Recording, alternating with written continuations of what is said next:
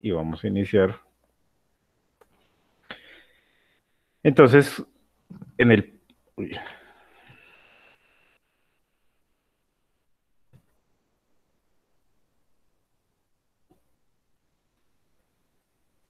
en el paso número 6, perdón, del procedimiento para nuestro diseño estructural, donde hablaremos acerca del grado de regularidad de la estructura y el procedimiento de análisis.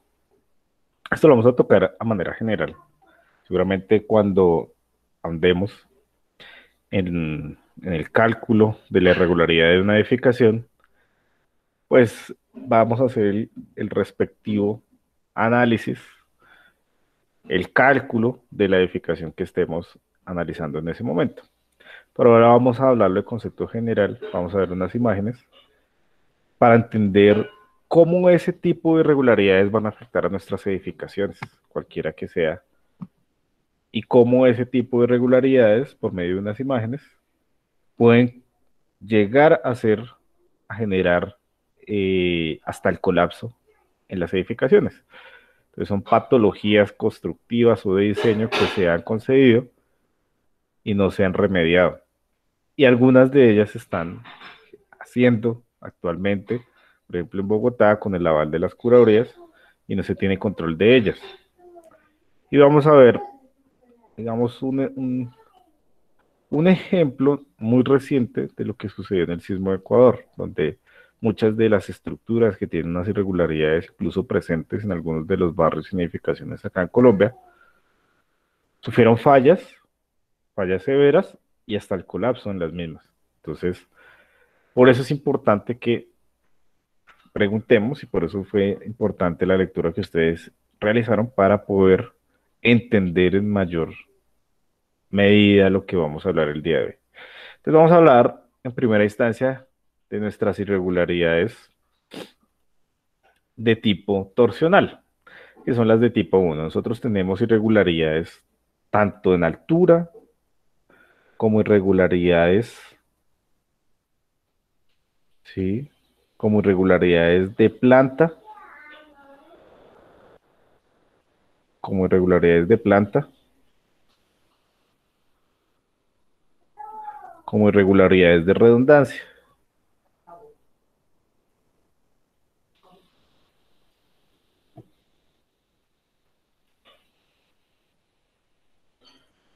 Esto me escribe por fuera. Irregularidades de altura, planta y redundancia. Las primeras que vamos a analizar entonces serán estas irregularidades de planta, donde vamos a ver que el coeficiente R, ese valor que nosotros obtuvimos, o el cual, dependiendo del sistema estructural que nosotros estemos trabajando, tiene un valor y va a sufrir modificaciones en función de las irregularidades presentes. Porque este valor R, ese coeficiente de reducción sísmica, va a estar afectado por el R sub 0, que es el inicial, y va a estar multiplicado por la irregularidad en altura, por la irregularidad en planta o por la irregularidad de redundancia que pueda tener nuestra edificación. Entonces aquí nosotros nos devolvemos a la diapositiva anterior donde veíamos ese valor de coeficiente de reducción sísmica dependiendo del sistema estructural y de la capacidad de disipación de energía de la estructura, ¿cierto? Que era 7 o 5 y va a estar en función del material y su disipación. Este es el valor R inicial. ¿Qué quiere decir eso? Nosotros ahorita en los pasos que siguen vamos a ver que la fuerza sísmica va a ser igual a mi fuerza de sismo dividido el coeficiente R. ¿Sí? Vamos a reducir la fuerza del sismo para diseñar los elementos estructurales. Para el análisis de la edificación encontrar los desplazamientos no, pero sí para diseñar los elementos estructurales. Este R final va a depender de qué tantas irregularidades tenga yo en mi edificación. Si no tengo ninguna irregularidad, pues este valor R va a ser el mismo. Digamos, hablemos de concreto para una capacidad de disipación de energía especial. Este valor es 7, ¿cierto? Este valor es 7. Pero ¿qué pasará si yo tengo irregularidad en altura en planta de redundancia? Ese valor que inicialmente era 7 puede sufrir una modificación porque estos factores, si yo me estoy dando cuenta acá, lo que van a hacer es reducir ese valor inicial. Digamos, si tengo una irregularidad torsional, esto será 0,9. Si tengo una irregularidad en planta, que ahorita vamos a ver, perdón, en altura, puede llegar a ser esto también de 0,9. Y si tengo una de redundancia, eso puede llegar a ser 0,75. Entonces, si tengo irregularidades de todos los tipos, este R va a ser cada vez más pequeño y lo que espero es que mi fuerza sísmica de diseño, fíjense ustedes, sea mayor, vaya en aumento, ¿sí? Y no se va a reducir tanto como una edificación regular. ¿Qué vamos a entender por irregular? Algo que no sea cuadrado, ¿sí? Que no tenga los mismos ejes en un sentido y en el otro. Eso sería lo más regular que nosotros vemos y lo más regular que nosotros encontramos en una edificación, donde tenemos un eje, dos ejes, tres, cuatro, cinco numerales y tendríamos A, B, C, D y E y cinco literales. Cinco numerales y cinco literales en cada uno de sus sentidos. Eso sería lo más regular, ¿cierto? En planta que podríamos llegar a tener nosotros. Hablando de una edificación cualquiera. ¿Sí? No quiere decir que tiene que tener cinco ejes en cada uno de los sentidos. No, puede tener más. Obviamente va a depender de la longitud del lote, de lo que se quiera en función de los espacios. Pero hablamos que una regularidad en planta es que tenga la misma cantidad de ejes en un sentido, en el otro tendría una redundancia adecuada, es redundante porque tiene ejes numerales iguales que los literales. Y en planta, mi edificación tendría las mismas longitudes, es decir, esta L1 y esta longitud que yo tengo acá,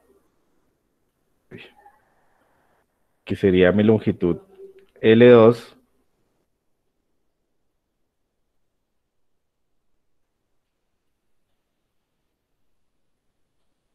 lo ideal es que L1 fuera igual a L2. Si eso sucede, pues es regular por todo punto de vista. Ah, bueno, y también que, por ejemplo, mi altura de la edificación siempre fuera la misma. Si yo hubiera esto en planta, la altura del edificio en cada uno de los niveles, que fuera igual. Por ejemplo, de 3 metros, 3 metros, 3 metros, 3 metros, en todos los niveles que tuviera. Y no presentara ninguna de estas irregularidades. Eso es lo más regular. Y eso es donde lo vemos, en los libros, ¿cierto? En los libros es donde encontramos ese tipo de estructuras tan regulares, tan cuadradas. Eso es lo que queremos hacer nosotros, en la mayoría de los casos, los ingenieros civiles. Y no es por terquedad, no es porque no queramos implementar una estructura bonita desde el punto de vista arquitectónico, hermosa, que tenga todo tipo de formas y regularidades. No por esa razón, sino porque se ha demostrado que el comportamiento ante un evento sísmico de una estructura regular, entre más regular sea, mejor comportamiento tiene ante la solicitación sísmica.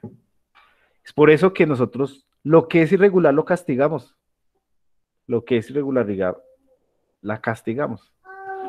No es que no nos guste, es que tiene un comportamiento desfavorable. Y si tiene un comportamiento desfavorable, pues lo mejor sería no usarlo, pero no todos los edificios pueden ser de esta manera. No todos los edificios pueden ser cuadrados con los mismos ejes, con las mismas alturas, sino que vamos a encontrar seguramente en la vida práctica edificaciones como las que vamos a nombrar acá. Estos valorcitos de 0,8, 0,9, 0,75, entre menor sea el valor, digamos que es lo que más daño o la que mayor afectación se puede o se ha evidenciado que tienen esas estructuras o cómo se comportan más desfavorablemente ante un evento sísmico. Entonces allí es donde estará el criterio, donde estará, digamos, el juicioso cálculo de estas irregularidades para llegar a conceder un diseño estructural de manera adecuada. Si ustedes leyeron de pronto estos pasos en la NSR 10 son 12 pasos para llegar al diseño estructural, que es lo que finalmente nosotros vemos en nuestro último curso de la línea, y es como la cima de esa escalera, de esa línea de estructuras en nuestra carrera. Profe, qué pena interrumpirte. Es que lo que pasa es que hay un compañero que me está escribiendo que me dice que él ingresa al Meet, pero lo saca, o sea, lo saca. Es que tiene como dificultades con eso. No está Que dura un ingresando el minuto y correo, lo saca. pero está Dime. ingresando el correo institucional. Sí, pero dice que lo saca, que le rebota el este. Entonces, Dile que por favor ingrese. dale, profe, ya le digo que vuelva a intentarlo. Sí, mientras aquí vamos viendo la presentación sin proyectarla toda para que me avise aquí que va a ingresar. Debe ser que no le dé permiso. Entonces que por favor ingrese y yo estoy aquí pendiente. ¿Listo? Entonces lo que decíamos, aunque aquí no se alcanza a ver tan claro, es que entre mayor sea este valor, pues mayor será la afectación o el comportamiento desfavorable que va a tener mi edificación durante un evento sísmico. Yo me doy cuenta aquí nada más en esta definición, en la de tipo 1AP, que es irregularidad torsional, y la tipo 1BP, que es irregularidad torsional, pero extrema. Aquí la palabra extrema nos está indicando que ya es algo más, algo que no es tan normal, que ya se sale de los límites, ¿sí? De los límites de la normalidad, pero se va a lo extremo. Y su coeficiente de irregularidad en planta es 0,8 comparado con una irregularidad torsional, llamémoslo normal, pero no es normal tener esta irregularidad, porque es una patología que puede tener el edificio y que puede derivar en daños severos o hasta colapso en las edificaciones. Entonces, dependiendo de eso, es que este factor se va a ver reducido y mi fuerza sísmica de diseño se va a ver incrementada como veía yo acá en la diapositiva anterior. Listo, entonces tenemos en primera instancia mi regularidad torsional extrema, donde aquí podré analizar los desplazamientos que tengo en cada una de las esquinas de mi edificación. Y aquí cuando vemos este delta, hará referencia a las derivas. ¿Listo? Este delta que estamos viendo acá hace referencia a la deriva.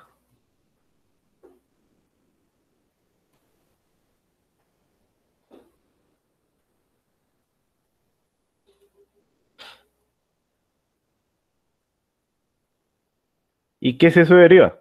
Es un desplazamiento relativo entre dos puntos de un mismo nivel y que basado en este concepto de deriva es que nosotros restringimos los desplazamientos laterales, restringimos o le damos o rigidizamos más bien nuestra estructura para evitar que esos desplazamientos sean excesivos, evitar que la gente entre en pánico, evitar que tengamos deformaciones inelásticas en los materiales, evitar que nosotros tengamos daños en el sistema de resistencia sísmica, y evitar que nosotros tengamos daños en los elementos no estructurales.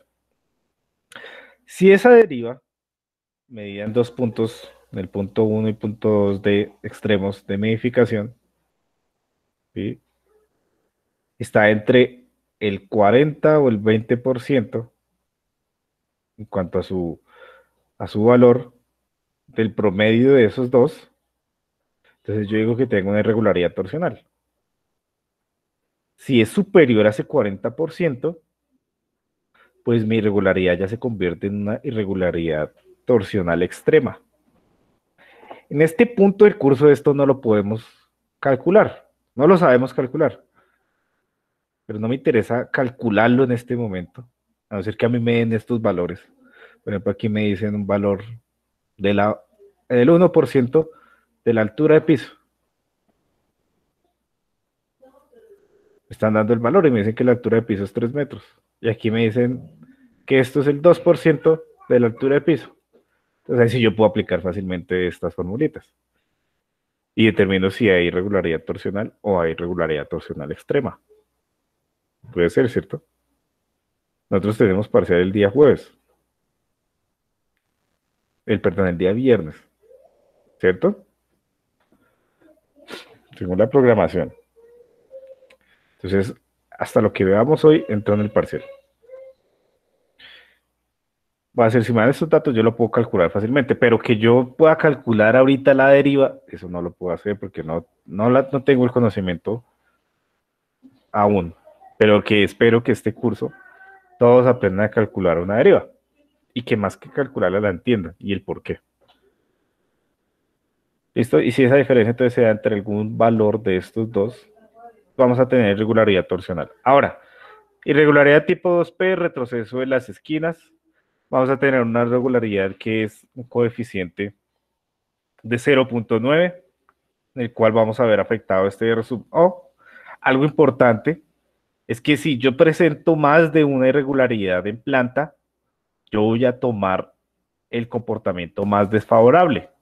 Es decir, si yo tengo irregularidad torsional extrema y tengo retrocesos en esquinas, yo no las multiplico. Yo simplemente tomo el 0.8 y lo incorporo aquí en esta multiplicación. ¿Listo? Tomo lo más extremo.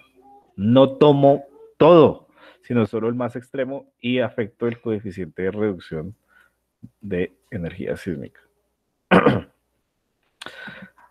¿Listo? Profe, una consulta. Sí. ¿En qué caso se presenta la irregularidad torsional, la torsional extrema? En este caso, ¿Cuando un suelo falla? no. Eso hace referencia a esa la configuración en planta que tiene. ¿Sí?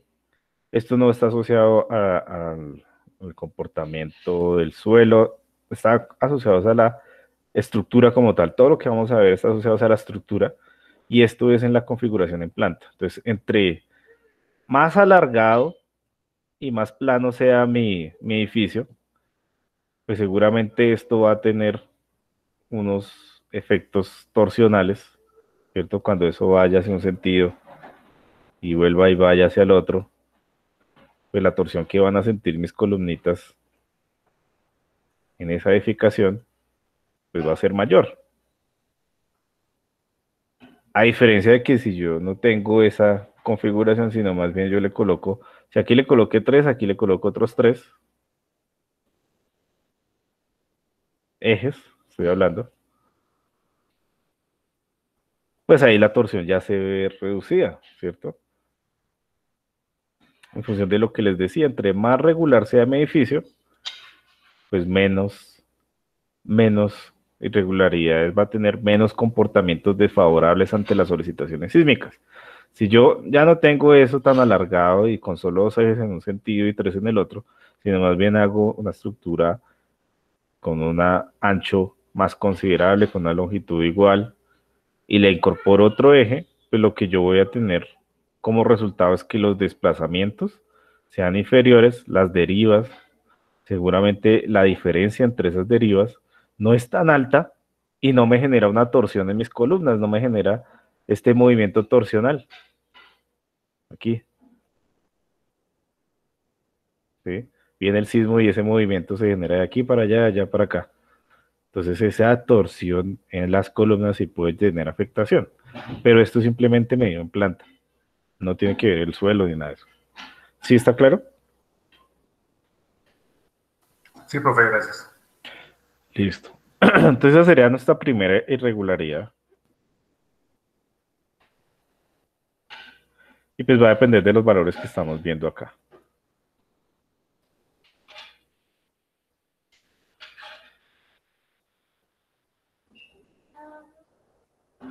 La segunda irregularidad que nos encontramos en esta diapositiva es lo que conocemos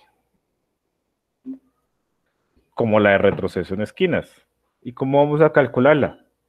Pues yo tengo que conocer las dimensiones en planta de una edificación para poder aplicar estas dos fórmulas.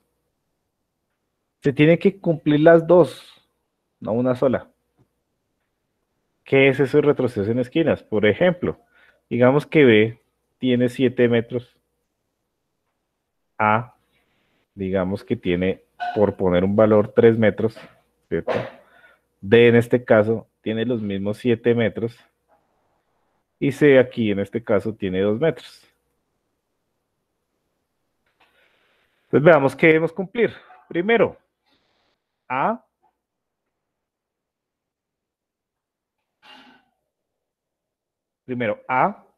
debe ser mayor al 15% de B, ¿cierto? Entonces, ¿cuánto es el 15% de 7 metros?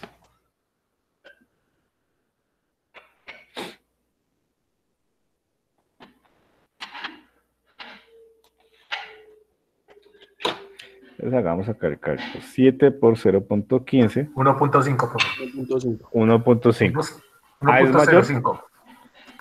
1.05 eso. ¿A es mayor? Sí, profe. Entonces, listo. Lo chequeamos. Cumple esto. Ahora, B. Tiene 7. Me dice que debe ser el 15%. C es mayor al 15% de D. El 15% otra vez es 1.05. Aquí son 2 metros. Cumple las dos condiciones. ¿Tiene una irregularidad de retroceso en esquinas? ¿Sí o no? ¿Qué Sí, dice? señor. Sí, cumple, ¿cierto? Entonces, es irregular por retroceso en las esquinas de esa edificación. Profe, qué ¿Listo? pena, ¿será que puede repetirlo? Es que me está fallando el internet. Tranquilo. ¿Hasta dónde alcanzó a escuchar o no escuchó nada? Pues desde cuando empezó a hablar sobre las irregularidades, el retroceso de esquinas, fue cuando ahí... Bueno, entonces el retroceso de esquinas, básicamente nosotros tenemos que tener la longitud medida en planta. O sea, tenemos que tener una planta del edificio para poder calcularla. ¿Sí? Esta seguramente será la planta que nos entrega un arquitecto. Y digamos, para el caso de ejemplo, tenemos 7 metros en mi longitud D, ¿cierto? 7 metros en D, C mide 2 metros y A mide 3 metros. Entonces, para que se dé que este valor se cumple,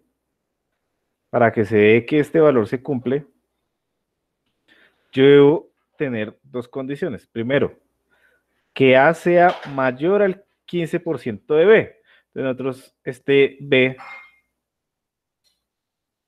decimos multiplicado por 0.15, nos da que eso es igual a 1.05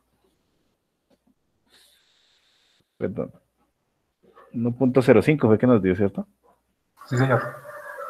1.05 metros. ¿Sí? Entonces, en este caso, verificamos A. A es 3 metros. A es mayor a ese 15% de B. Claro. Sí, cierto. Entonces, cumple esta condición. Ahora vamos a analizar el otro costado. B, ya no será B acá, sino será D, ¿cierto? Será D.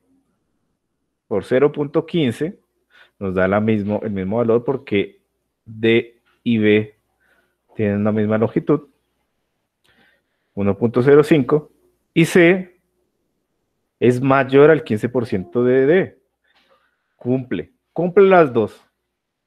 Quiere decir que es irregular por retroceso de esquinas esa edificación y que yo voy a castigar con 0.9 a mi coeficiente de reducción. ¿Listo? Profe, eso se tiene que tener en cuenta las columnas que están ahí en la, digamos, en la esquina. Sí. O es el área vacía o con la columna. No, generalmente aquí va a quedar la columna. ¿Cierto? Quedaría como acá. Pues si es un sistema porticado, lo que esperan es que queden las columnas como por acá. Pues como esa es una medida en fachada, es a estos bordes. En planta, medidos en planta. O sea que un diafragma se debe asumir como si fuera una placa completa. Sí, la placa, el diafragma es la placa, prácticamente. Un diafragma rígido hace referencia a una placa que no tiene formaciones. que es algo que no es real, pero para efectos de análisis uno lo tiene en cuenta. Vale, profe. Gracias. ¿Listo? Entonces, esa sería irregularidad por retroceso en esquinas. Y yo tendría que castigar a mi edificación con 0.9 como irregularidad en planta. Ahora veamos, por ejemplo, las irregularidades de diafragma, pues lo que nos decía mi compañero. Aquí mi diafragma se ve alterado.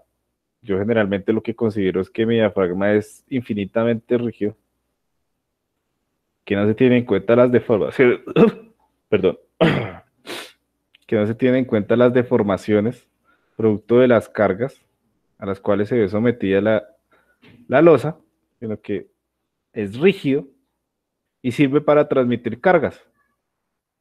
Pero cuando ese diafragma se ve alterado y tiene vacíos como lo que estamos viendo acá, pues esa irregularidad también puede llegar a tener problemas. ¿Y cómo lo analizo yo? Pues nuevamente con dimensiones A, B, C y D. En este caso A, B, C y D. En el caso número 2, es necesario conocer la planta de la edificación para poder evaluar si esto se da o no. Pero esa irregularidad del diafragma sí va a alterar entonces el punto de aplicación de esas fuerzas, va a afectar seguramente el comportamiento dinámico que va a tener mi edificación y por lo tanto yo debo castigarla con este factor de 0.9. Cada vez que yo tengo irregularidad, castigo a mi R sub 0, mi R inicial, ese coeficiente de reducción inicial, para tener en el momento del diseño una fuerza sísmica cada vez mayor. Entre más irregularidades, mi fuerza sísmica es mayor. ¿Y en qué repercute eso? Seguramente en elementos más robustos, en una sección transversal más ancha, en mayor cantidad de acero y en un diseño más costoso. Eso es lo que va a repercutir entonces si tengo yo irregularidades. Y esas son irregularidades que podemos ver, por ejemplo, en torres de apartamentos, ¿sí? Donde vemos esos núcleos en la parte de ventilación, donde tenemos los patios interiores y tenemos nuestras torres, donde tenemos configuraciones arquitectónicas en planta NI.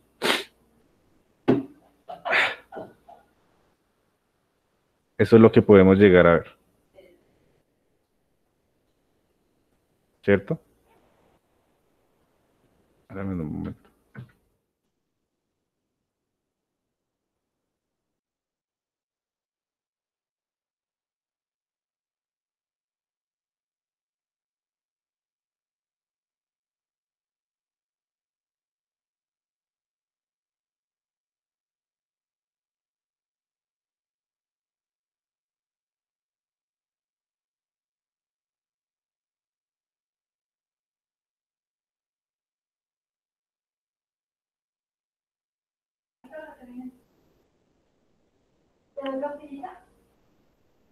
Bueno, entonces, ahora vamos a hablar acerca de la irregularidad en planta debido a los desplazamientos de los planos de acción. ¿Listo? Entonces, ¿qué va a pasar acá? Nosotros tenemos edificaciones, sobre todo en el caso de Bogotá, donde podemos ver que esta irregularidad se presenta en gran medida. Nosotros vamos a un barrio, sobre todo barrios populares como en el que yo me crié. Aquí vamos a ver que a medida que va creciendo en altura la edificación, pues cada vez más queremos ganarnos un espacio en nuestro frente. Y vamos generando esos voladizos cada vez más grandes, cada vez más grandes, cada vez más grandes. Pero eso genera irregularidad en los planos de acción, porque yo en mi diafragma, en el centro de gravedad, donde voy a distribuir las fuerzas sísmicas. ¿Sí? Y aquí entonces ya no va a ser en ese mismo centro de gravedad. Yo por estática vi que eso va a depender de si tengo el mismo material, el centro de gravedad coincide con mi centro de masas, ¿cierto? Y entonces voy a tener un centro 1, centro 2, y centro 3. Y bueno, a medida que aumente en altura, pues ese desplazamiento de los planos de acción va a derivar en diferentes puntos donde vamos a repercutir o donde se va a ver representadas las fuerzas sísmicas. Y eso puede tener problemas, entonces, en el comportamiento dinámico de las estructuras. ¿Sí? Los desplazamientos de acción se van a ver desplazados y no es una estructura regular y voy a tener problemas posiblemente si no tengo las consideraciones adecuadas del mismo. Y si nos damos cuenta, es uno de los factores que más afecta a mi coeficiente de reducción, es de 0.8. Y si nos damos cuenta, es uno de los problemas que más tenemos nosotros en los barrios. Construimos bien pegado y construimos cada vez con un voladizo más grande, en vez de ir reduciendo esa masa a medida que vamos aumentando en altura, ¿no? Lo aumentamos y desplazamos los planos de acción. Entonces esa es una irregularidad que está presente en mis edificaciones y que puede afectar el comportamiento dinámico.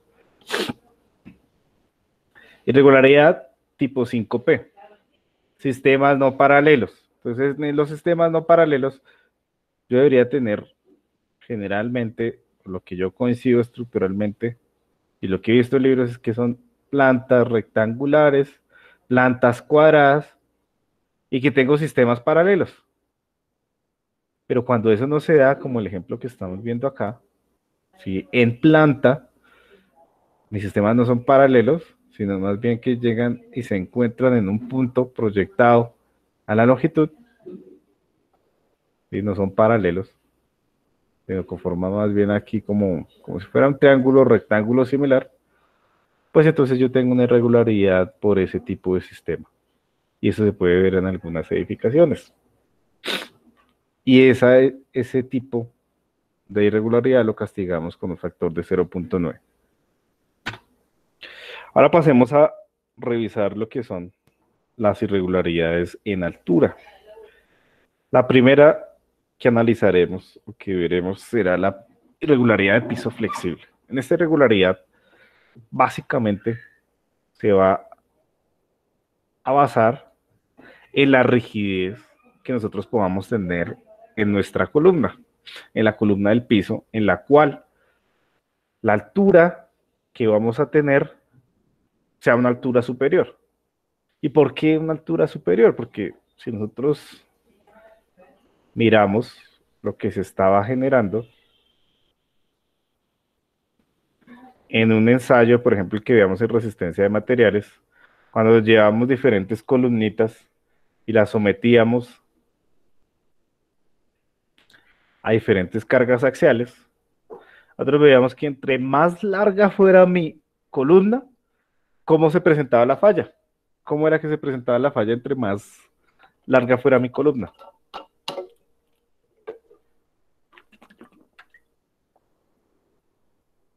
¿Qué se acuerdan ustedes cuando veían la teoría de Euler en resistencia a materiales?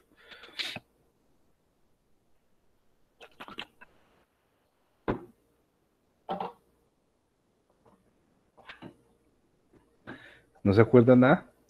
Tendía, qué bueno, profe, si no estoy mal, Sí. tendía a tener una inclinación, o sea, la falla de 45 grados. Eso es lo que recuerdo de eso. Bueno, yo sometía mis columnitas y lo que veía era que se generaba como una barriguita ahí, ¿cierto? Entre más larga fuera mi columna, se generaba esta forma de falla, lo que nosotros conocíamos como el pandeo. Pero ¿qué pasaba si yo Sí, sí. empezaba a reducir la altura? Ya no tenía esta misma, sino ya tenía una columna más pequeña. ¿Sí? Voy aquí a exagerar, porque esa columna que dibujé es... Yo ya tengo una columna de estas. Y le aplicaba la carga.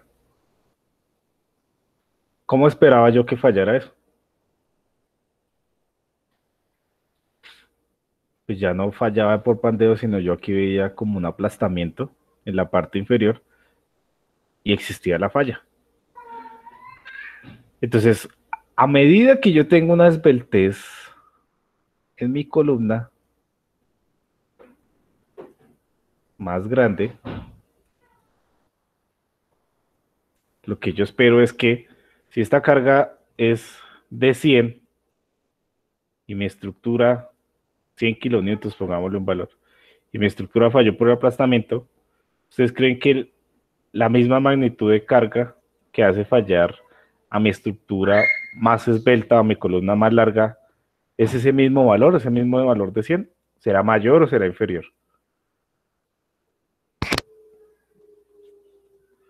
¿Qué creen ustedes?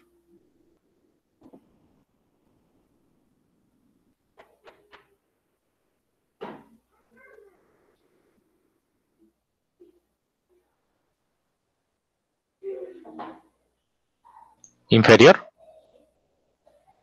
Inferior, ¿cierto? Sí, va a fallar No va a por resistir lo menos. mismo. Va a fallar Va a fallar con más rápido. menos carga y más rápido, ¿cierto? Si ustedes recuerdan ese ensayo por allá, ustedes ponían las columnas largas inicialmente y eso era rápido, pero cuando ya colocaban las columnas más pequeñas, el tiempo empezaba a aumentar, ¿sí? Entonces teníamos mayor nivel de carga allí. Y claro, mi rigidez cuando esto se ve sometido a una fuerza lateral,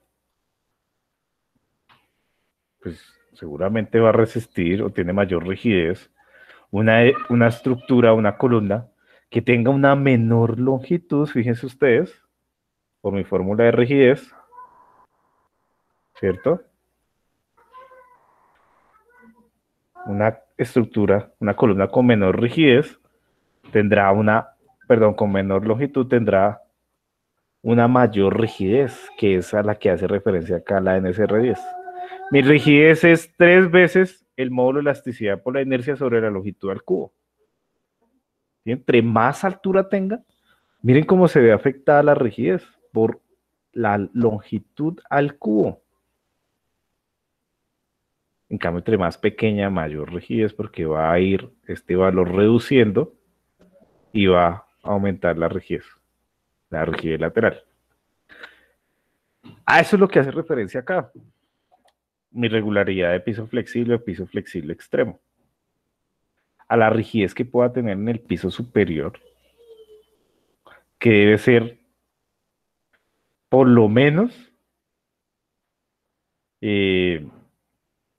mayor al 70% de la rigidez del piso superior, la que tengo la afectación por una altura mayor, ¿cierto? Ese piso flexible que tenga una altura mayor a los demás niveles, tiene que tener una rigidez por lo menos mayor al 70% para que no sea considerada como una de piso flexible.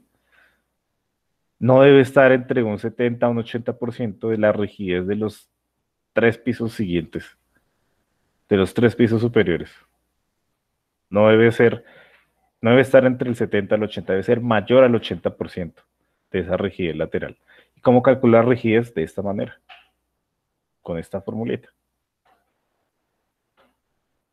Si mi rigidez es menor al 60%, ya mi piso flexible es extremo. Y si es menor al 70% de la rigidez del piso, de los 3 pisos superiores, pues mi rigidez ya es extrema. Pues la rigidez solo la puedo calcular en función de esto. Para calcular una rigidez, ¿yo qué tengo que tener? E, que es mi módulo de elasticidad, ¿sí? Y, que es la inercia, y la longitud, que en este caso será la H, que será la altura de entrepiso. Con esos 3 valores yo puedo calcular entonces si es un piso flexible extremo o un piso flexible. ¿Cuál es el módulo de elasticidad del concreto? ¿Cómo lo puedo encontrar yo? ¿Y cuál es el módulo de elasticidad del acero?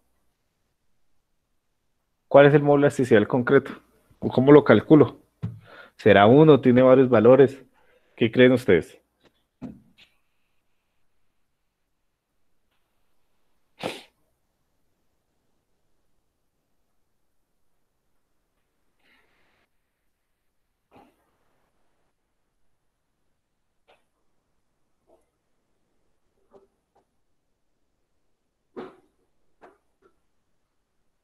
¿Qué creen, muchachos? ¿Qué varía? ¿Cambia?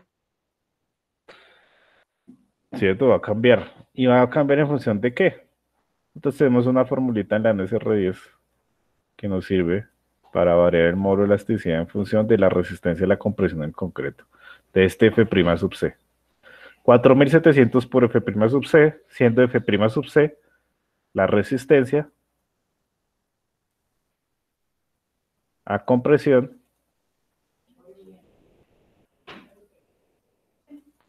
del concreto a los 28 días. ¿Listo? Esta debe estar siempre en megapascales, por favor. Siempre debe estar en megapascales, porque esto es un factor de conversión en el sistema, entre el sistema inglés y el sistema internacional. Entonces, debemos tener en cuenta siempre involucrar aquí dentro de la raíz en megapascales. Por ejemplo, el típico concreto que nosotros utilizamos es de 21 megapascales. Entonces, aquí debe estar involucrados en 21 megapascales, multiplicamos y si es necesario convertirlo, después de la multiplicación lo convertimos, no hay problema, para no tener errores allí. ¿Y cuál será el módulo de elasticidad del acero? Estos son valores que a ustedes no se les va a olvidar después de este curso. Si se les olvida es porque no pasaron. Ese también varía, ¿no? De acuerdo al ensayo de Este es uno, pues tiene un rango, sí, pero generalmente uno toma un rango, un promedio que es 200 gigapascales.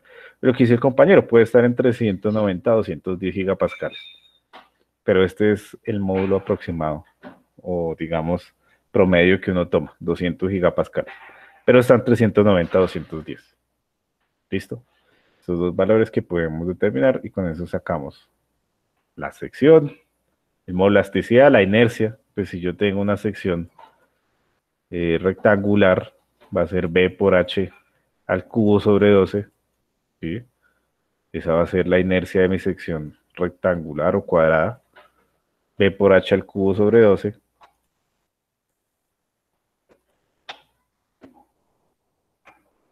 B por H al cubo sobre 12.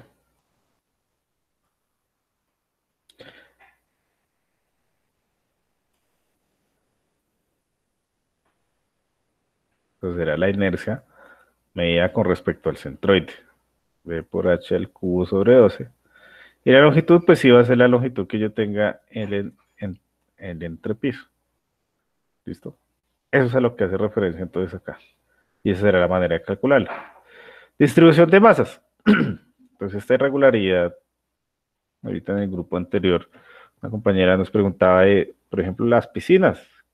Si eso era una irregularidad, pues si yo tengo una piscina por aquí en el piso 1, 2, 3, 4, quinto de esa edificación, ellos no va a tener una distribución de masas equitativa o similar, sino que va a tener unas masas diferentes en cada uno de sus niveles, ¿cierto? Esa distribución de masas puede afectar el comportamiento dinámico y yo debo tenerlo en cuenta. ¿Cómo lo tengo en cuenta? Pues si se cumplen alguna de estas dos, aquí sí es O. La masa que tengo, por ejemplo, en el piso de análisis, que sea mi piso D, es mayor a el 50% de la masa que tengo en mi piso superior o 50% a la masa que tengo en el piso inferior. Entonces ahí tengo una distribución de masas que no es uniforme y tendré una irregularidad de este aspecto. Por ejemplo, en bodegas como por allá en San Victorino, que tienen en los pisos superiores el almacenaje y esa distribución de masas es diferente a lo que tengan aquí en el uso comercial. Entonces ahí también debo considerar esa distribución de masas de manera diferente. Señor. Ingeniero, o sea que eso se da cuando en un piso presenta mayores luces con respecto a los otros, digamos que no hayan muros, que no tenga muros divisores que le ayuden a soportar la carga. También, exacto. Si yo tengo, digamos, esas particiones en un piso que tengo oficinas y en el otro, por dar un ejemplo que se me ocurre, no sé, tengo un local de billar, por ejemplo. No necesito muros divisorios, pues ahí sí la distribución de masas es diferente, yo debería analizarlo. No quiere decir que sea irregular. Se presenta la irregularidad si se dan este o este. Si no se da ninguno de los dos, entonces uno dice que no es irregularidad por distribución de masas. Pero puede ser un ejemplo lo que el compañero nos dice. Muros divisorios, ¿cierto? Cargas vivas que pronto puedan ser diferentes entre un piso y otro. Eso puede generar una distribución de masas que no es uniforme y puede variar el comportamiento dinámico de la edificación. Un ejemplo como el que él nos acaba de nombrar. Sí, pero no siempre se va a dar. Tiene que cumplir o una u otra para que se dé. ¿Listo?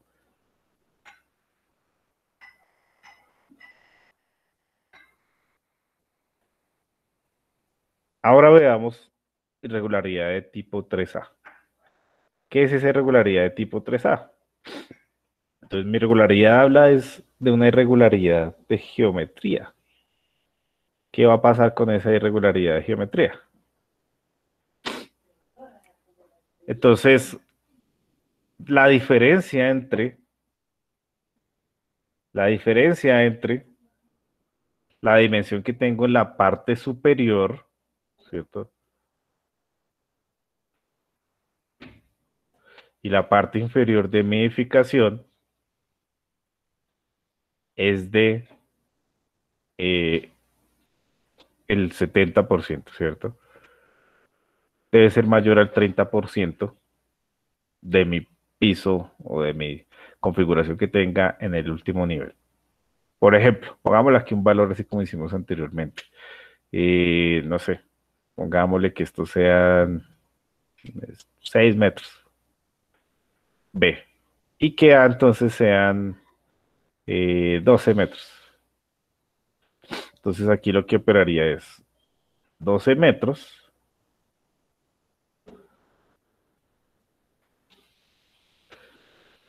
y aquí lo que estaría operando sería el 30% o el 130% de B por 6 metros.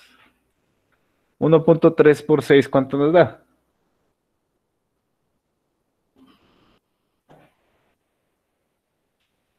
7.8. 7.8.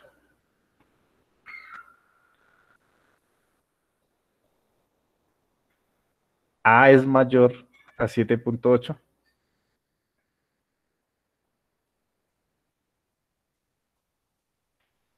A es mayor al 1.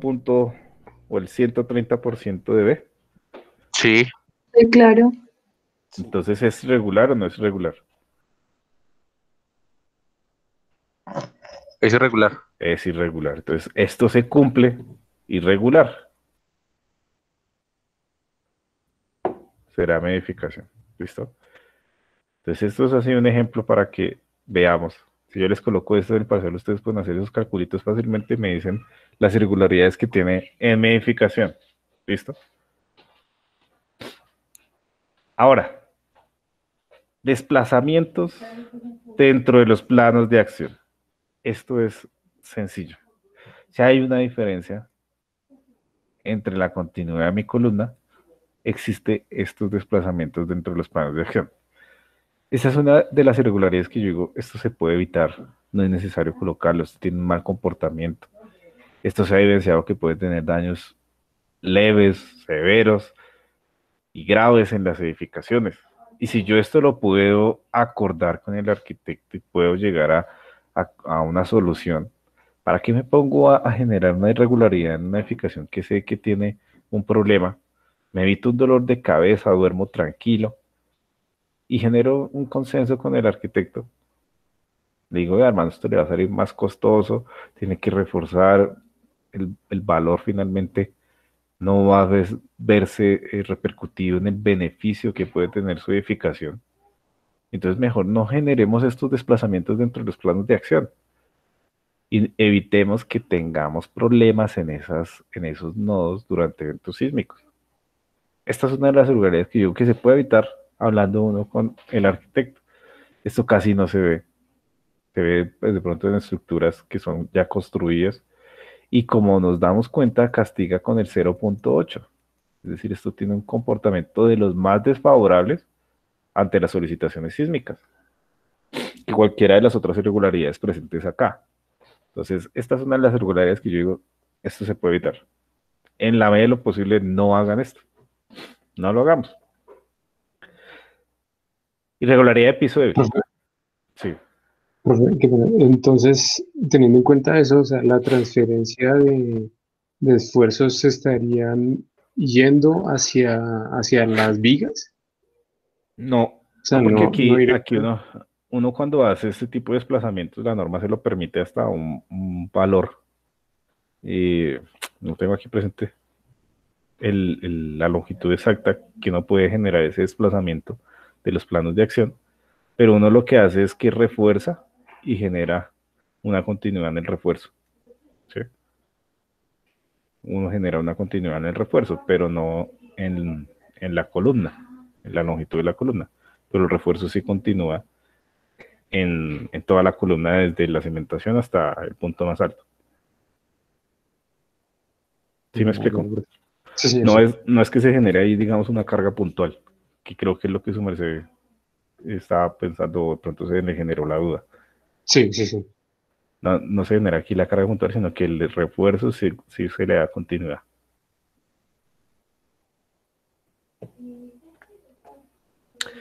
Entonces viene mi piso débil. Esta también es una de las irregularidades que seguramente estamos viendo en cuanto a las resistencias que podemos tener en los pisos superiores a una edificación. Por ejemplo, pensemos el caso que les pongo siempre como ejemplo, que es acá en Bogotá, están cogiendo, demuelen cuatro viviendas, y en el piso, en el primer nivel, colocan los parqueaderos, pero entonces ahí los parqueaderos no tienen muros divisorios, tienen seguramente sus columnas, sus vigas, pero no tienen ningún tipo de muro. Y estamos hablando de la resistencia, de qué tanto resiste ese piso. Aquí es como si tuviéramos el parqueadero y lo que estamos generando es un piso débil. Y eso lo permiten las curadurías, le permiten el diseño y a veces no lo vemos de esa forma. Grave, no castigamos a la edificación por la irregularidad y la hacemos de ese tipo y a veces no la revisan y tampoco se dan cuenta en las curadurías y lo permiten hacer así como los desplazamientos de los planos de acción. Pues el problema es cuando venga un evento sísmico fuerte y evidencie todas esas falencias, como lo hizo en el sismo de Ecuador más reciente, y el cual les tengo aquí ahorita unas fotografías en el cual podemos evidenciar cómo este tipo de irregularidad de piso débil, combinada seguramente con otras, pues derivó en daños graves y hasta el colapso de las edificaciones. Seguramente las edificaciones que colapsan son porque tienen un conjunto de irregularidades tanto en planta como en altura, pero esto es para que nosotros lo contemplemos, lo tengamos en cuenta y no nos hagamos de la vista gorda, porque a veces como la fuerza sísmica de diseño se divide en ese factor R, claro, entre mayor sea este valor, pues mi fuerza de diseño es menor. Y si yo castigo a mi edificación por alguna de estas irregularidades, pues entonces la fuerza sísmica va incrementándose, va a ir en aumento. Y eso deriva en mayores secciones transversales, en mayor acero de refuerzo, en mayores costos, y entonces no lo hacemos. Y eso no se puede dar porque estos son los valores mínimos. Recordemos que la NSR 10 son los requisitos mínimos a tener en cuenta en el diseño de edificaciones. Es decir, yo puedo tener, si a mi criterio yo digo, no, este edificio tiene un comportamiento desfavorable por X o Y razón, y yo no le quiero castigar con el 0.8, sino que le quiero dar un 0.6, yo le puedo castigar por ese valor. Sí, lo mínimo es que le castigue con 0.8. Esos son los mínimos. ¿Sí queda entendido?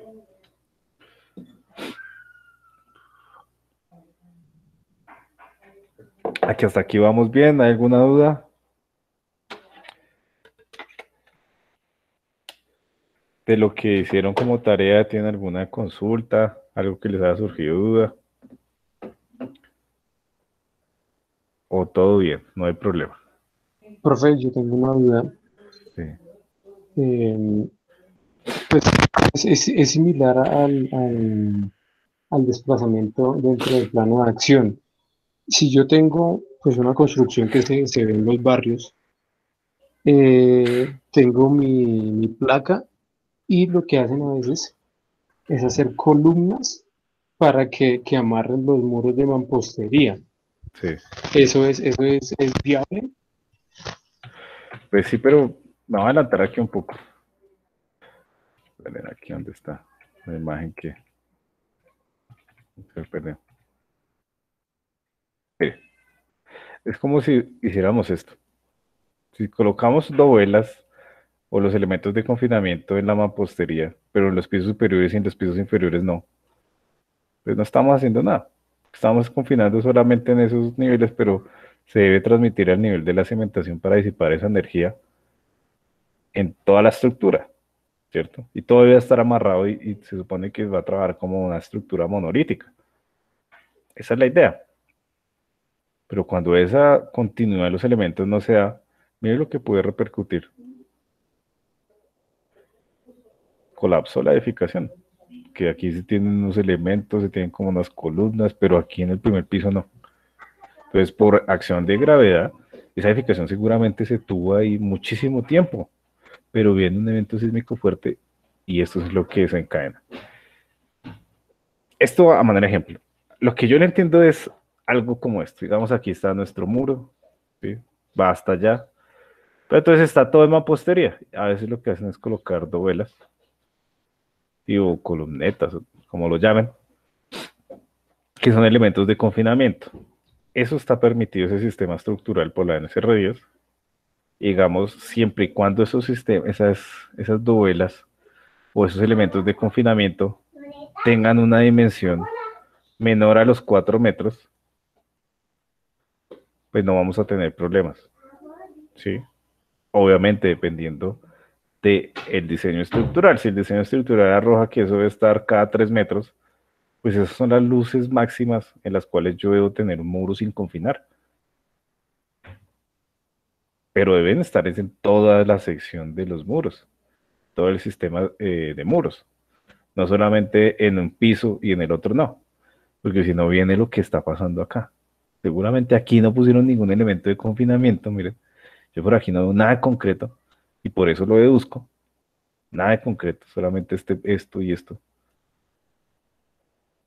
Y pues se viene abajo una edificación, porque una edificación en mampostería por la acción de las cargas gravitacionales, pues no tiene problema. Seguro no se va a caer. No se han caído todas las casas que, que construyeron en los barrios. No se ha caído la casa que construyó mi abuelo. Él la hizo así, solo con placas y ladrillo. Y no se ha caído. No se va a caer, seguramente, a no ser que venga un evento sísmico fuerte, una carga horizontal, y se vea realmente el daño que se le hizo a la edificación al no haber construido estos elementos de confinamiento. Son necesarios. No se puede construir sin esto si se hace solo mampostería. Entonces, esto es necesario hacer para poder generar que el comportamiento dinámico se transmita la energía sísmica por esos elementos de confinamiento desde su parte más alta a su parte inferior y no tengamos problemas como este que estamos viendo en la imagen, que es el colapso de una edificación. Y no es una edificación altísima, es de 2 pisos apenas, donde desapareció casi que el primer nivel. Entonces hay que tener en cuenta eso. No sé si a eso es lo que hacía referencia su merced. Sí, señor, sí. Sí, esa era mi pregunta. Sí, eso sí tiene que hacerse. Incluso ahí en el título de mampostería hay un capítulo dedicado a elementos de confinamiento, mampostería confinada. Y hay unas restricciones en cuanto a su altura. Por ejemplo, déjeme ver si tengo aquí la NSR10, creo que sí. En el título A, nosotros vamos a los cuadritos en los cuales veíamos los sistemas estructurales. Aquí en el sistema de muros de carga. Entonces vamos por aquí a muros de mampostería confinada. Aquí en el caso de Bogotá nos restringen a una altura de 12 metros, ¿sí? Que es una zona de amenaza sísmica intermedia. Pero en zonas de amenaza sísmica alta, lo máximo que se puede hacer es 2 pisos. Y solo son para edificaciones de uso residencial prácticamente. Entonces es un sistema estructural que sí se está dado, pero si está confinada la mampostería, si no está confinada, no se hace nada. ¿Listo? ¿Sí más claro o más confundido, hermano? No sé, sí, sí, ya más claro. Sí. Bueno, entonces aquí continuemos ahora hablando de las irregularidades en redundancia. Aquí voy a hablar un poquito más rápido para que alcancemos en esta media hora a terminar lo que quiero mostrarles en estos pasos y podamos hablar de las fotografías. Entonces, básicamente, vamos a decir que si hay ausencia de redundancia en el sistema estructural de resistencia sísmica es por esta razón. Yo tengo aquí mi configuración, mi sistema estructural, ¿sí? Cual está conformado por esas vigas y le coloco columnas. Columnas, columnas, columnas y columnas. Columnas, columnas y columnas. Yo digo que un sistema tiene ausencia de redundancia cuando, por ejemplo, yo tengo aquí solamente un eje, ¿cierto? Dos ejes. Llamemos a esto numerales.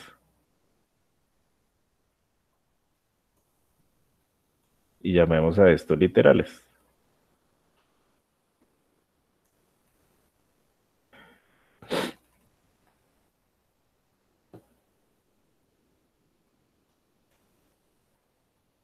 ¿Sí?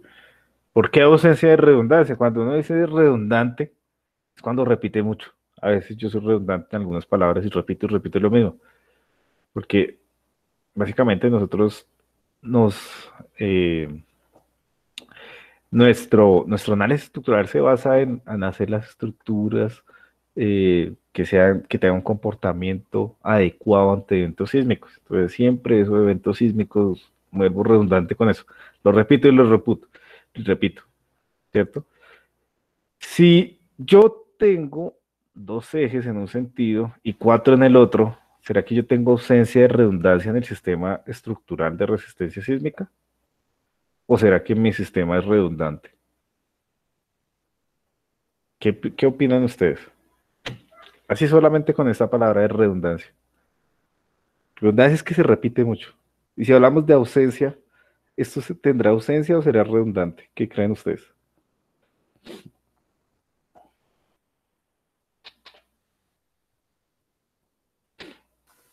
O sea que entre más menos.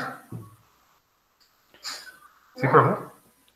Sí, digamos que esto sería, en un sentido tengo dos y en el otro tengo cuatro. Tengo ausencia, ¿cierto? En mis ejes numerales hay ausencia de redundancia, ¿cierto? Aquí me faltaría, para que esto fuera redundante por lo menos, tendría que tener otros dos ejes.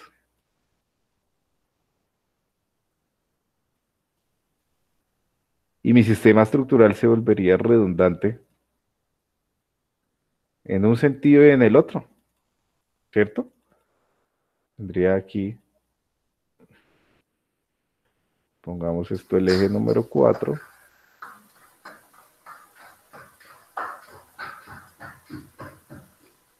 Este el 2, este el 1, ¿cierto? Ahí ya tendría un sistema redundante, donde tengo un número de ejes literales y de ejes numerales de igual magnitud. Entonces ya me vuelvo redundante en cada uno de los sentidos, ¿cierto? Pero si yo ya no tengo eso, sino tengo solamente dos en un sentido y cuatro en otro, pues ahí es donde voy a tener ausencia de redundancia en el sistema estructural.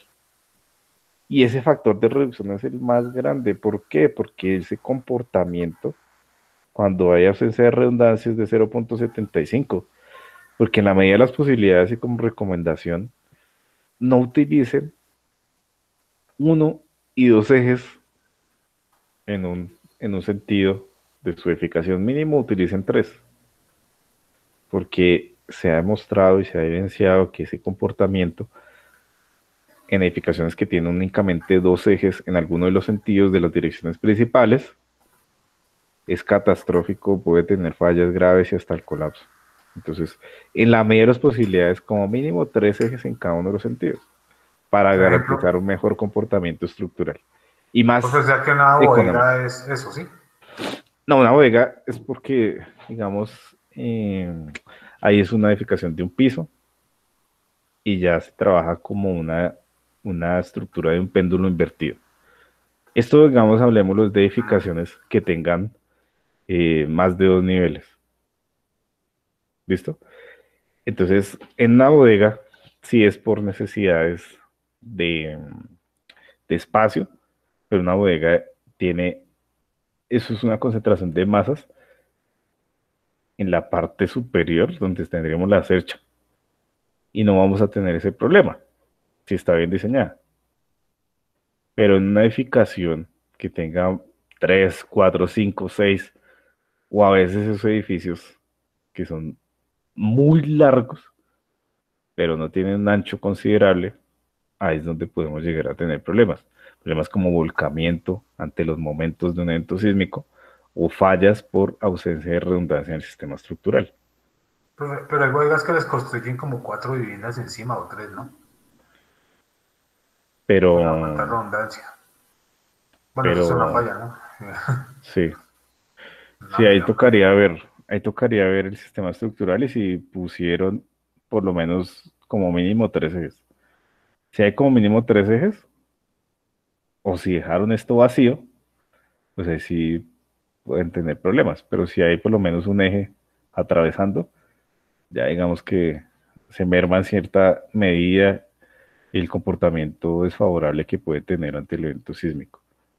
Pero habría que ver la configuración estructural porque de todas maneras se colocan unas viviendas, como dice su merced, las luces que tienen entre cada uno de los apoyos son luces gigantes. Esto puede ser hasta fácilmente hasta de 10 metros.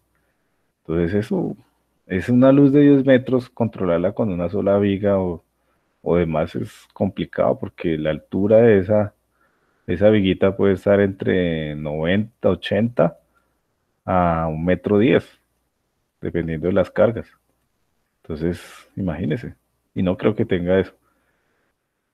Sale muy costosa la edificación, sale muy costosa también las cargas axiales y las columnas que vamos a tener en los extremos son gigantes, más si el diseñador tiene en cuenta esta ausencia de redundancia, pues eso sale una estructura demasiado costosa.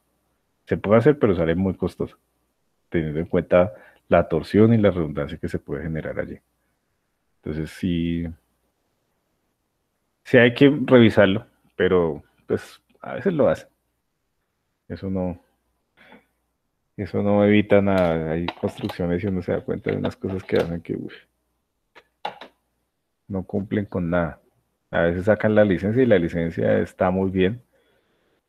El edificio está bien diseñado, tiene todo concebido, todos los criterios están bien, pero en la construcción hacen una cosa totalmente diferente. Entonces, pues ahí se ha tenido, sí, se va a tener seguramente, pero o sea, es que nosotros no diseñamos para la acción de la gravedad, nosotros diseñamos es para cargas horizontales, no verticales. Entonces eso es lo que uno tiene que mostrarle al cliente, por ejemplo, cuando son tercos y dicen, no, pero pues, prefiero hacerlo con un maestro que me cobra menos y hace las vainas y se tienen. Pero sí, pero mire, ¿qué problemas va a tener a futuro? Sí. Entonces vamos a ver unas imágenes en las cuales vamos a ver cómo serían las fallas por algunas irregularidades. Esta imagen no la coloco por una regularidad en específico, sino es para hacerlos caer en cuenta de cómo nosotros podemos detectar que un sistema estructural es favorable o no. Como los gringos se dieron cuenta de que el concreto reforzado era favorable cuando vieron el comportamiento en ese sismo de San Francisco en 1905, y vieron que las estructuras en concreto presentaron un buen comportamiento ante ese suceso. Nosotros en la actualidad lo que hacemos es llegar a someter edificaciones, ojalá a escala, llegar a someterlas en una mesa de vibración, simulando un evento sísmico, es decir, cargas laterales, y ver su mecanismo de falla, si falla, no falla o qué pasa. Y a partir de eso, pues nosotros ya nos empezamos a ver qué es favorable, qué es desfavorable y qué implicaciones puede llegar a tener. Y eso es lo que deberíamos hacer para evitar cosas como esta. Entonces aquí nos damos cuenta, realmente guardando las proporciones, que podemos tener un conjunto de irregularidades, lo que hablábamos de ausencia de redundancia. Seguramente aquí tenemos dos ejes, no más en un sentido, y 1, 2, 3, 4, seguramente 5 en el otro. Vemos esa distribución de masas inadecuada, este piso que es el piso flexible, ¿cierto? Lo que hablábamos de los parqueaderos y que se construían los apartamentos en los pisos superiores, y cómo esas irregularidades, esa patología, esa enfermedad de ese edificio, va a terminar en generar el colapso de la edificación ante un evento sísmico. Eso antes no se cayó, solamente cuando vino el evento sísmico y no fue capaz el sistema de resistencia sísmica de disipar esa energía. Ahí es donde vino el colapso. Y esto es ausencia de redundancia, como les decía. La mayoría de las posibilidades, por lo menos 3 ejes uno debería tener allí. Edificaciones alargadas, ¿sí? Y que su ancho no es proporcional. Entonces, ahí es donde uno dice, no es que uno quiera ser terco con meterles en la cabeza los ejemplos de los libros, sino que es que eso es lo que tiene mejor comportamiento estructural. Entonces, debemos tender a ser cuadrados hasta cierta medida, ¿cierto? Pero sí es lo mejor. Aquí, entonces, veamos esto. Mi piso es un piso que es un piso débil, tiene seguramente irregularidades en los diafragmas, en los planos de acción. Aquí está, la coloqué mal. En mis planos de acción, ¿sí? Tenemos los voladizos típicos que les decía, un piso débil, un piso en la parte superior, en la parte inferior, donde está la salida de esa edificación, y ante las solicitaciones sísmicas, vino el sismo, ¿y qué pasó con mi primer nivel? Casi que desaparece. Incluso vemos aquí también que algunos elementos no estructurales, como los muros de fachada, se desprendieron, miren, terminaron acá. Entonces, si la persona está por aquí y quiere evacuar la edificación, pero esto colapsa en el primer nivel, o si la persona salió y está por acá y le cae el elemento no estructural en la cabeza, pues vamos a tener seguramente pérdida de vidas humanas, y eso es lo que nosotros con el estudio debemos evitar. Para eso es que nosotros concebimos las edificaciones con la menor cantidad de irregularidades y garantizando un adecuado comportamiento estructural para evitar la pérdida de vidas humanas y conservar el patrimonio nuevamente de nuestros clientes, de quien nos contrate y la nación. Y cuando ustedes sean independientes y hagan diseños, pues si uno garantiza que esa edificación se va a mantener durante el evento sísmico y no va a tener problemas, pues yo creo que no, y lo justifica bien, pues no va a haber persona que no se meta la mano en el drill, como decimos. Nuevamente, vean, una edificación con un piso débil, no alcanzamos a ver o percibir si tiene o no redundancia, pero tiene una característica, parece que desapareciera el nivel inferior. Y si nos damos cuenta, aquí no hay muros divisorios, no hay mampostería.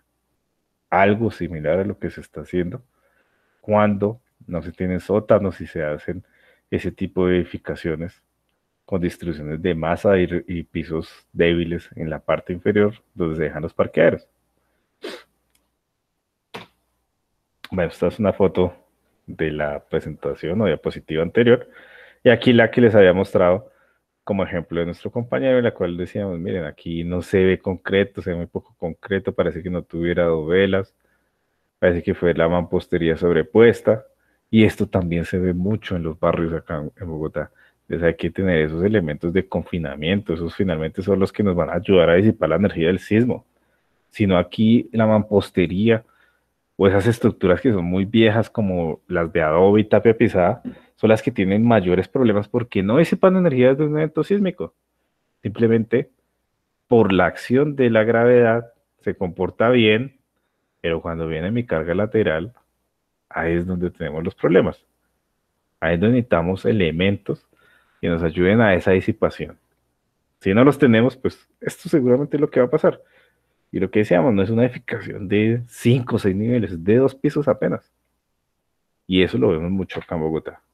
Y aquí un compilado de las fotos que tenían irregularidades y que tuvieron daños graves o colapsos.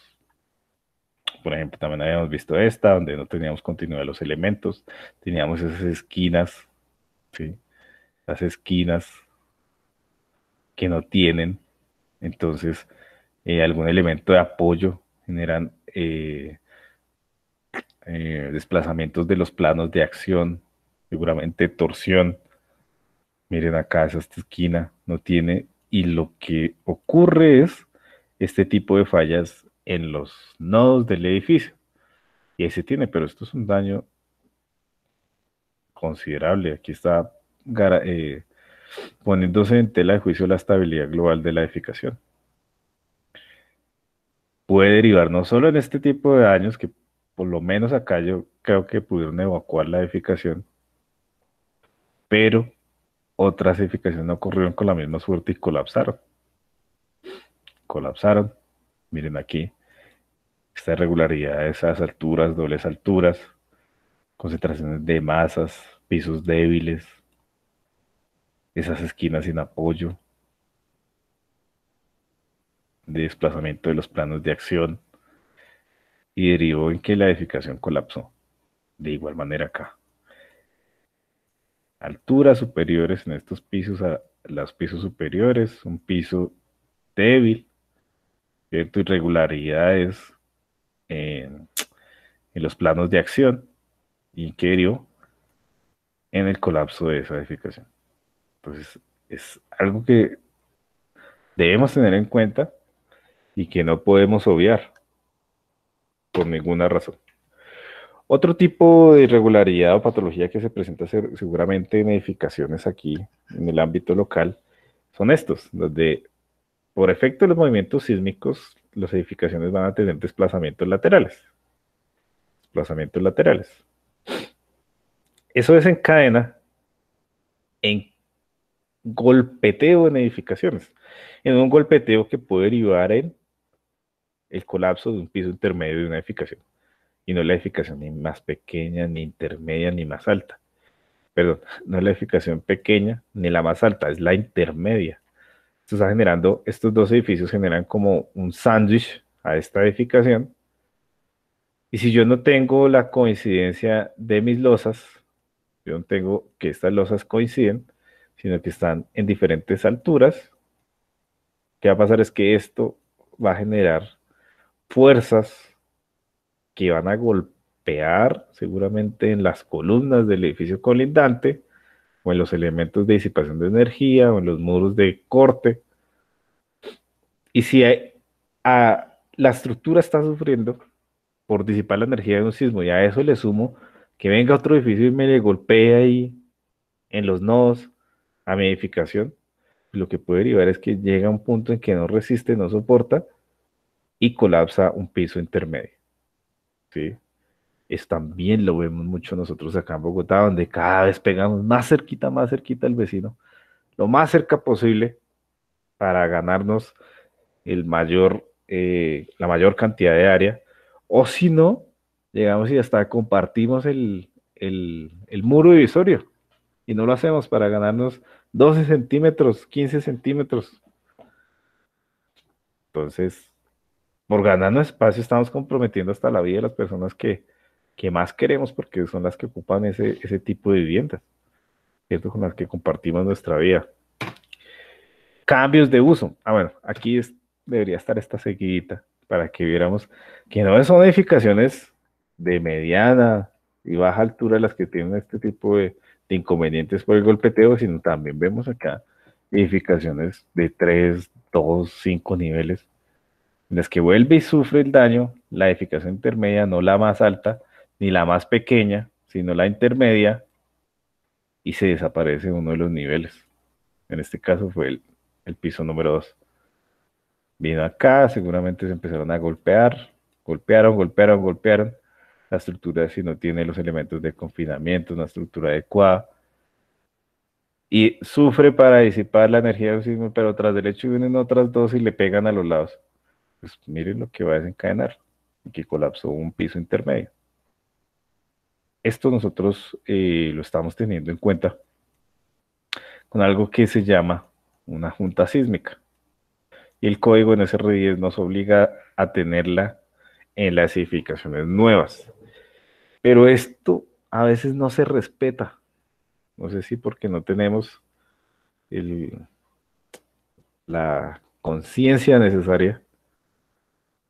No hemos visto este tipo de daños.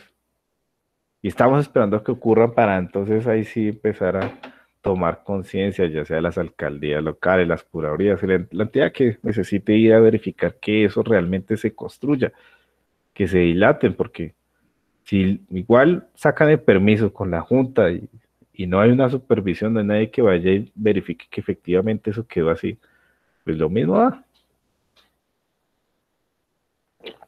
¿cierto? Entonces no voy a tener problemas. ¿Listo? ¿Hasta aquí tenemos alguna duda, muchachos?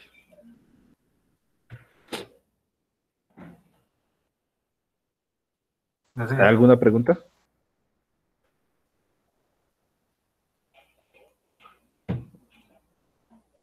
Háganme un segundito.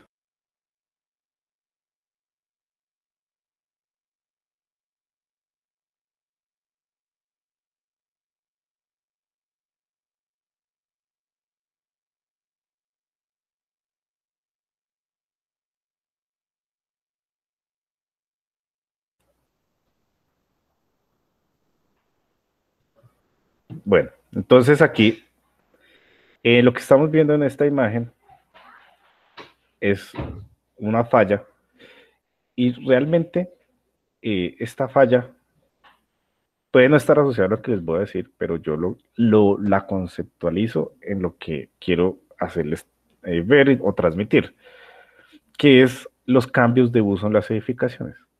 Esos cambios de uso también tienen un efecto que puede repercutir y hasta generar el colapso en las mismas.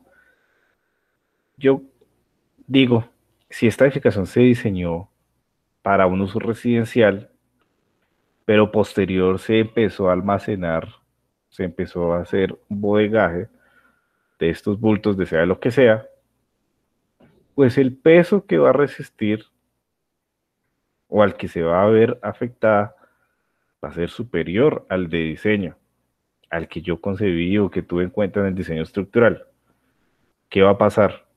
Seguramente un efecto negativo, un cambio de uso va a repercutir en mayores esfuerzos en mis columnas.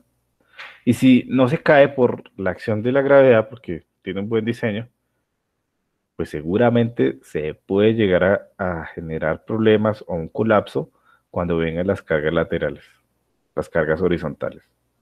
Ahí sí, porque vamos a tener una distribución de masas que no fue la que nosotros tuvimos en cuenta en nuestra modelación, dentro de nuestro desarrollo, dentro de nuestro análisis para la edificación, que fue concebida inicialmente para una vivienda y que se le cambió un uso para un bodegaje.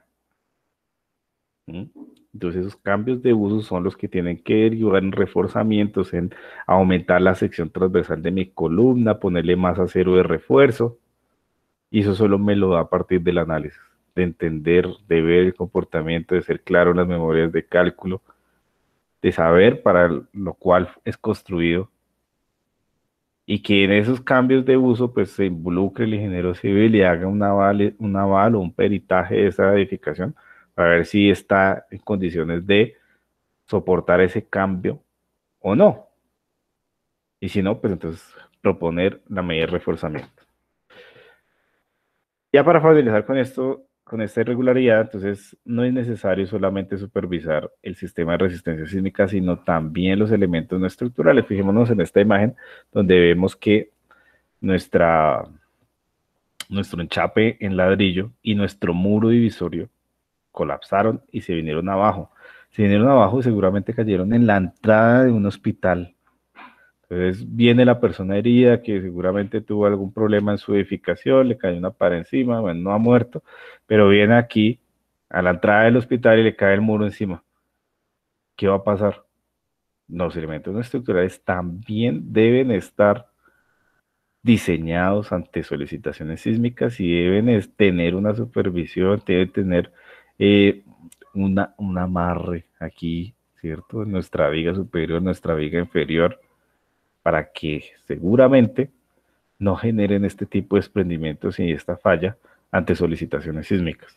Entonces es importante no solo tener en cuenta mis vigas, mis columnas principales, sino también estos muros divisores. Y voy a pedirles, por favor, unos 10 minuticos más. Yo sé que ya van a ser las 10, pero arrancamos tarde la clase para terminar esto y poder ya la siguiente semana entrar a lo que es el análisis de nuestras vigas por el método matricial. ¿Listo? Entonces, ténganme un poquito de paciencia. Nuestro paso número 7 va a ser la determinación de las fuerzas sísmicas. Obtención de las fuerzas sísmicas Fs, ¿cierto? Que deben aplicarse a la estructura, para lo cual deben usarse los movimientos sísmicos de diseño definidos en el paso número 4. Entonces, para esto yo voy a utilizar métodos de análisis, llamémoslo, por darle algún nombre, los métodos comerciales, que son los que tenemos en las edificaciones o en las oficinas, y por el cual vamos a realizar el análisis sísmico de la edificación. Entonces aquí, a partir de los movimientos dados, nosotros vamos a obtener de un espectro. Nosotros aplicamos un método de fuerza horizontal equivalente o método de análisis dinámico elástico. Estos dos métodos serán los que vamos a ver durante el curso, pero tienen una serie de restricciones, por ejemplo, la altura, el nivel de amenaza sísmica, el perfil del suelo, qué irregularidad tiene, ¿sí? Si está apoyada sobre estructuras más rígidas o flexibles, en fin, estas son las restricciones que tiene. Y en general, uno, para aplicar método de fuerza horizontal equivalente, no tiene que hacer análisis dinámico, pero para hacer el análisis dinámico elástico, tiene que, sí o sí, entrar al método de fuerza horizontal equivalente, porque el método de análisis dinámico da como resultado fuerzas sísmicas de valores inferiores a este método, que es un poco más conservador, que es el método de fuerza horizontal equivalente. ¿Y qué es lo que hacemos nosotros? Pues simplemente en nuestro edificio,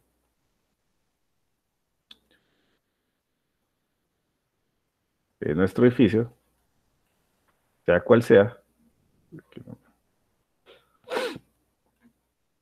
vamos a representar con una carga en la base, que llamamos cortante basal, a partir del peso y la aceleración SSUA, que es obtenida de un espectro en el cual representamos el sismo de diseño para mi edificación en el sitio de construcción.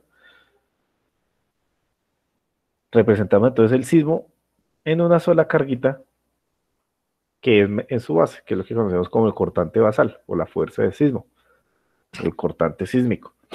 Y para eso utilizamos estos dos métodos. No son los únicos, existen más métodos, pero estos son los que el gasto computacional, digamos, se puede dar con mayor medida, con los métodos, digamos, con un análisis acertado, que da buenos resultados, pero no tiene un gasto computacional tan alto como métodos de análisis no lineal o métodos pushover, en los cuales un análisis, por ejemplo, para una edificación de 20 niveles, si se hace no lineal y con varios sismos, puede tardar hasta 3 semanas, ¿sí? Dependiendo de la computadora, obviamente, eso va a estar directamente proporcional. Entre mejor sea el equipo, pues menos tiempo voy a tardar yo en hacerlo, pero son equipos muy costosos, son equipos bastante robustos y que no se consiguen tampoco tan fácil comercialmente.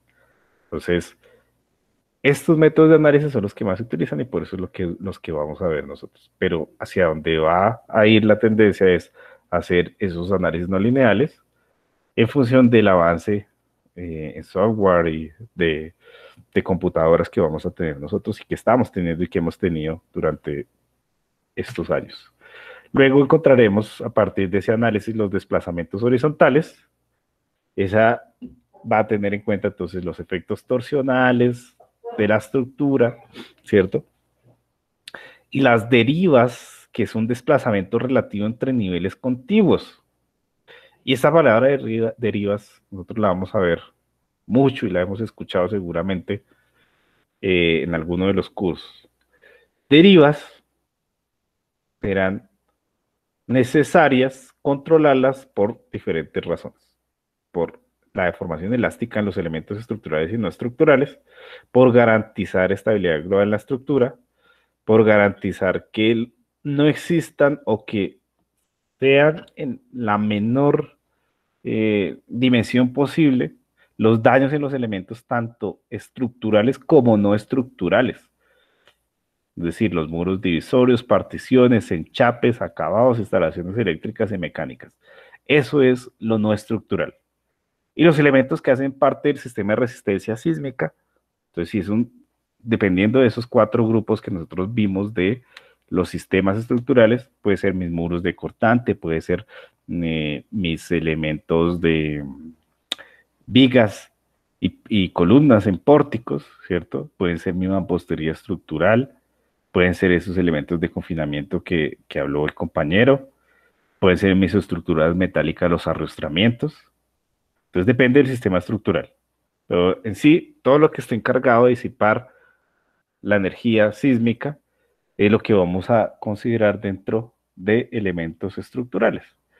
Y también en última instancia estará el alarma y el pánico entre las personas que ocupen la edificación. En algunas ocasiones las personas entran en pánico y ese pánico hace que todos quieran botarse por la escalera, evacuar la edificación y puede derivar en que atropellen, pisoteen y acaben con la vida de personas o le inflijan heridas severas y la edificación no le pasó nada, pero bajando por las escaleras tuvo daños, tuvo heridas, incluso mayores de las que pudo haber obtenido a partir del daño en la edificación.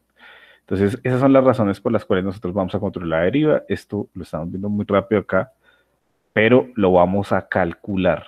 Lo que debemos tener claro es este concepto, la definición.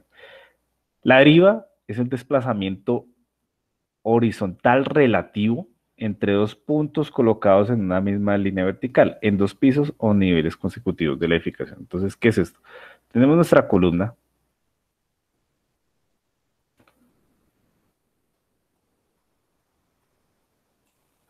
Tenemos nuestra columna.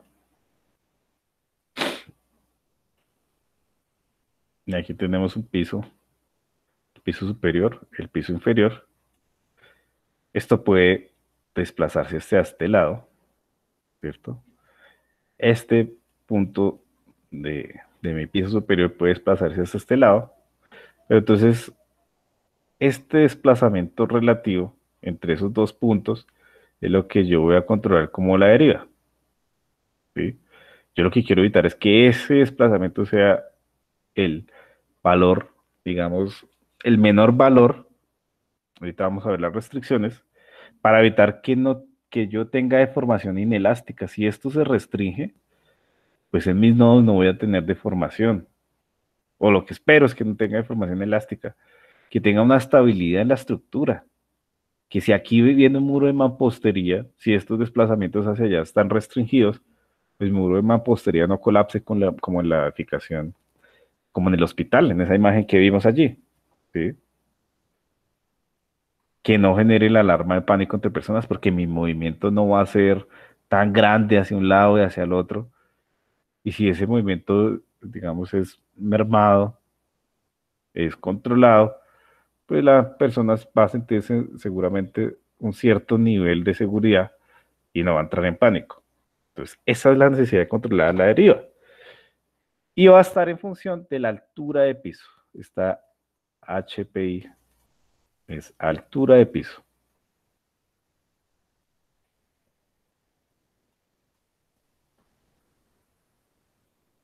¿Listo? Y depende del sistema estructural, concreto reforzado, estructuras metálicas de madera, mampostería que cumplan estos requisitos, esa es la deriva máxima.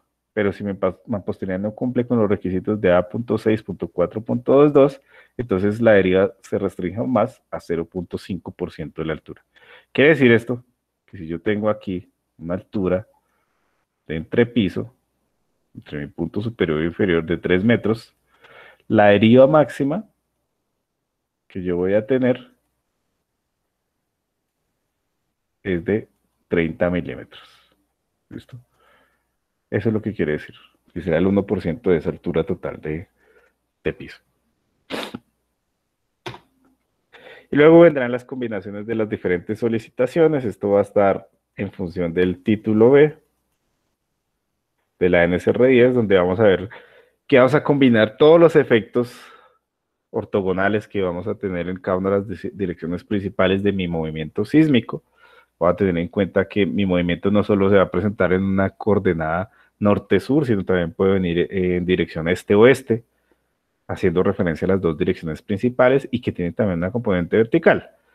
Pero yo le voy a dar mayor peso a la componente en X y en Y, que son las direcciones principales, es decir, norte-sur, este-oeste.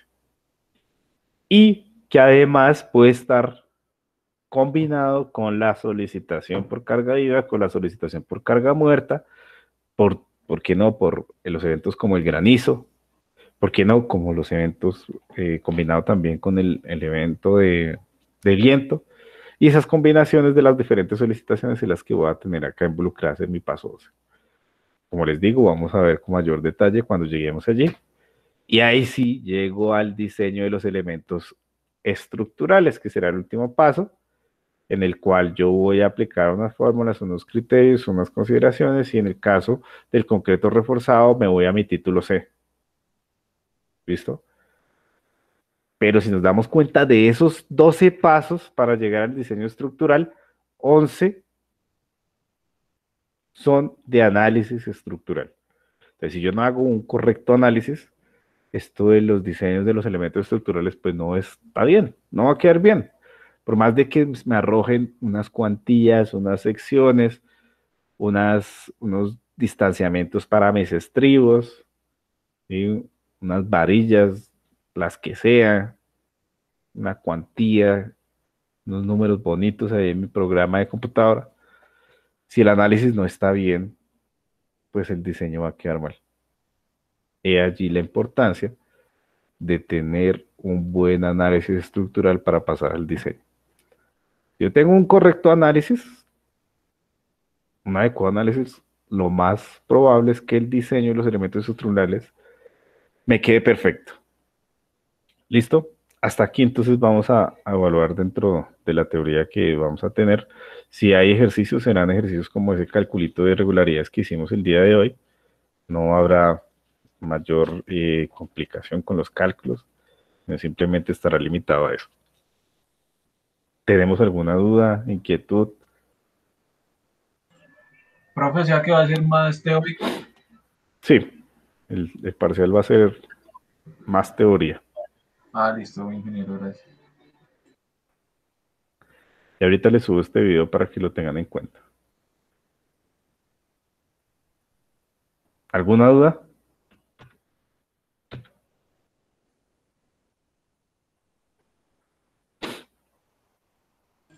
No, no, señor, de mi parte no. No, por la mía tampoco.